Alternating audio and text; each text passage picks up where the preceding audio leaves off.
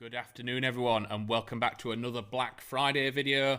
So as normal, we've got today's and yesterday's hot item. So the first one we are going to look at is the Phantom 870 Police variant.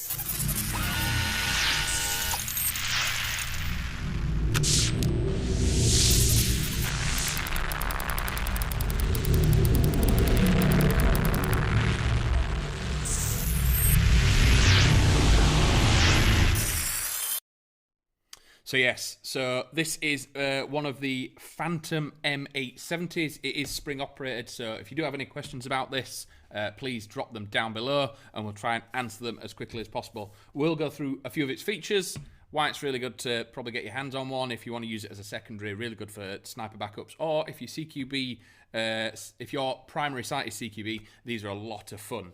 The first thing I will note is the little red cap on the end. It is just where these come from. They have to be shipped to us with these on. They just twist off. I just didn't want to do it for one that might be going out to a customer soon. So yes, don't worry about the little red cap. They do come off. So this is a completely plastic platform, except a couple of bits. So obviously the sling mounts are plastic for strength. The barrel is, but the pump, body, trigger guard and stock are all plastic, meaning it's extremely light. If you run at CQB sites, you could cut around very, very fast with these. There are other variants available. This is just the police variant that they are calling it, with the rifle style stock. There are breacher variants, shorter ones that just have little pistol grips at the back rather than having a full stock. Back of the stock, we do have a semi-rubberized. It's a little bit denser than what you'd find on some other ones, but just having a little bit of rubber at the back just gives you that little bit more friction. When this thing's in the shoulder, it's going to lock it in place.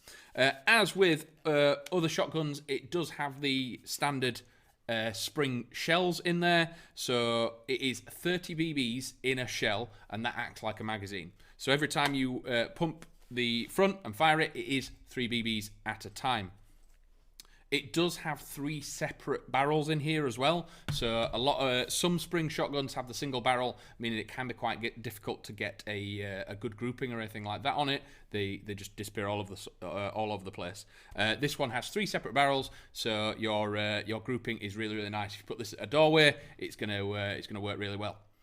Grant on Facebook: does it have a hop up, etc., or is it old school spring and piston, no hop or bucking? So as far as I'm aware, they do have a hop, but it is fixed. So having a fixed hop isn't a bad thing, especially with spring shotguns that are usually a little bit lower on the FPS, of about 270-ish, I think this one is. What that means is you are limited on the weight BB you can use. So with this, I'd definitely use 0.2s or 2.5s. If you start going any higher than that, you're just not going to get any range benefit from it. And again, with it being CQB, you don't really have to go up to them heavier weights. Sitting 2.5s on this, it's going to be absolutely awesome. Really nice, neat grouping, crooks of a door or anything like that. You're just going to put a BB in all the threat points, and it will be really, really good. Anything above a 2.5 is just going to suck anyway.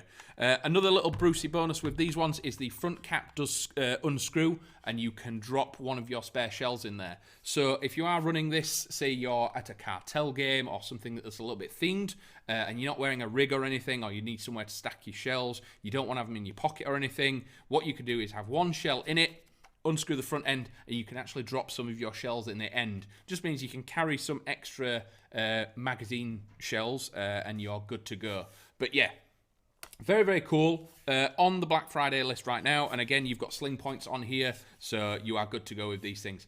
Really, really good for a sniper backup, especially the breacher variant, so the one that doesn't have the stock and just has a pistol grip. Again, if you're running that bolt action, if you're running the DMR style loadout, and you can't engage when someone's within a certain range, 10, 20 meters, whatever it is, at your site, you can drop to a sidearm or drop to the shotgun, and again, you're in that sort of panic moment, if it's necessary, and putting 3 BBs down just increases that accuracy a little bit over a pistol or something else. So yeah, this is the Phantom M870 Police. The next hot item that we are going to go onto is the very, very cool and very, very heavy, I will say, Umarex G36C.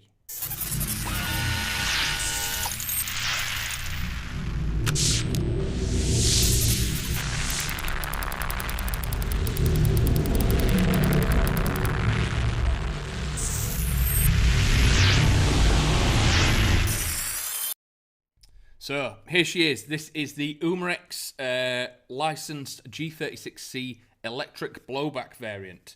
Very different to some other G36s that we've seen before, but it is the current sort of standard model. As they say, the G36 is the standard model. Obviously, you can see a slightly different to the front end and a slightly different to the back end. So we'll go through it. As always, I'll go through some of its features, why it's really cool. But as always, if you do have any questions, just drop them down below and we'll try and answer them as quickly as possible.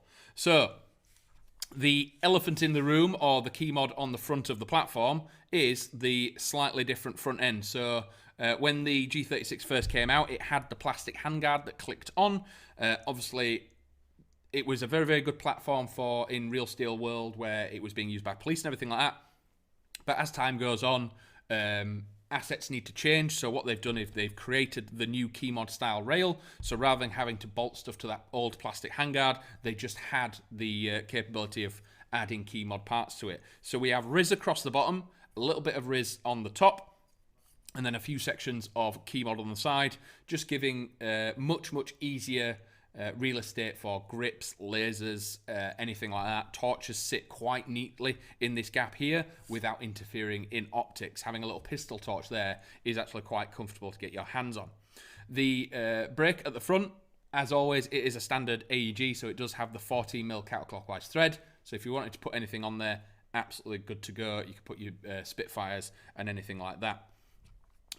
One thing I will say about these, it's one of the very, very few cons about it, is you will need multiple batteries to get this thing through a day. Not because it draws much power, it's just the battery compartment is very, very small. So you're not going to be able to fit a 1450 or a 2200 Lipo in here. You're going to be stuck down to something like maybe an 800, maybe a 900, and it's inside the rail here. Your other option is then to change it and put a PEC box style battery on it. So if you had a PEC box on the side, you could quite easily fit a much bigger block battery on there and run a lot longer. So if you are on about getting one of these, you need multiple small batteries or you need to wire it to a PEC box. One of its really, really cool features is the charging handle that comes back here and opens the rotoring hop. Because this is electric blowback, this reciprocates as it fires, and it does make a right old racket that's very, very cool indoors and outdoors. Most of the people on site will know exactly where you are. Magazine, so controls wise, it's not a multi-control. Obviously there is a single magazine release at the back here, so pressing that obviously can be reached from both sides. What's the magazine capacity on these? I believe it comes with a mid cap, so the translucent and the fake rounds in there. It is a 120, I believe. These you can get high caps for it if you're wanting one of them, but out the box it comes with a standard G36 mid cap. So, as I was saying, the controls themselves, because it's in the center, you can quite easily get it both hands, so it is ambidextrous. Same with the charging handle. The front paddle changes to each side, again, making it slightly ambidextrous. And then the actual fire controls, safe, semi, 2-round burst, and full auto. So, not very often you're getting a burst option on AEGs like this, but it is very, very good to see. The stock itself has an incredible amount of adjustments. You've got extension, cheek rising. You can even fold it away if you need to. And again, what's really, really good about the cheek riser is a lot of people like the G36 because it allows you to raise your optics. If you're wearing lower face, mesh, dye mask, or anything like that, getting a good cheek weld is very, very difficult on something where the cheek rest is on the same level as the Riz. So if you're not wearing that and you want to raise it up so you can get a decent weld down onto your optic, very, very easy. If you want to drop it down, if you're running lower face, you can still get down low enough to be able to see an optic that's not all the way up here on a riser or anything.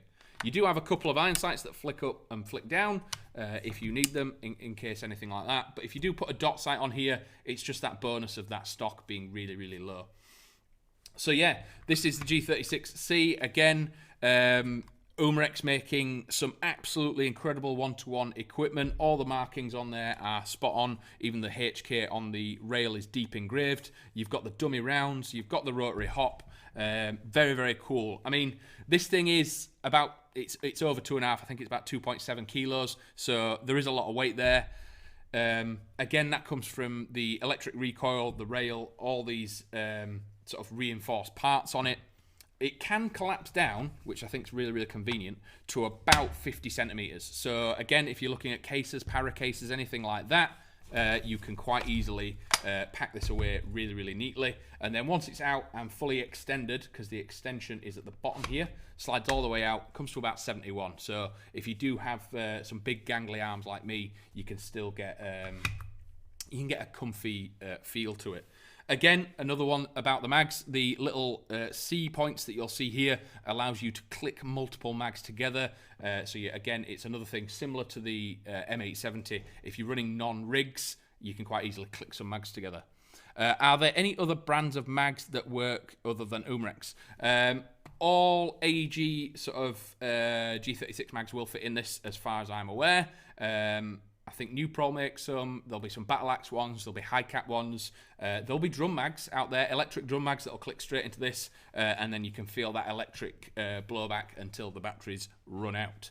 But yeah, very, very impressed with these. I think its only con is that battery situation, but if this is what you're after, they are very, very cool. The electric blowback is very, very fun. So if you can deal with maybe having a couple of Lipo batteries, so again, you take the rail off at the front and the battery compartment is under here. So yes, you can run Lipos on them. I'd probably recommend running Lipos on them purely because fitting a NIM or anything else in here make the batteries slightly larger. So running like an 800 or a 900 milliamp LiPo is going to be fine. If you're wanting something bigger, I'd wire the connector through the RIS, attach yourself a PEC box and run a big block battery through that. Other than that, standard internals, you do have the reinforced gearbox and the electric blowback, a 6.08 in a barrel. But yeah, this thing's really, really cool. If you're wanting one, now is the time. It is on the hot list right now, but this is the H&K G36 electric blowback. And then we've just looked at the Phantom M870 Police. So if that's everything for today, thank you very much. We will be back hopefully, I believe Friday is our next live stream at 4 o'clock with the final two hot items for Black Friday. But if you wanted to jump on something, I definitely would now. Everything is flying away. But always good to speak to you. Love the questions. But until Friday, I'll see you in a bit. Bye.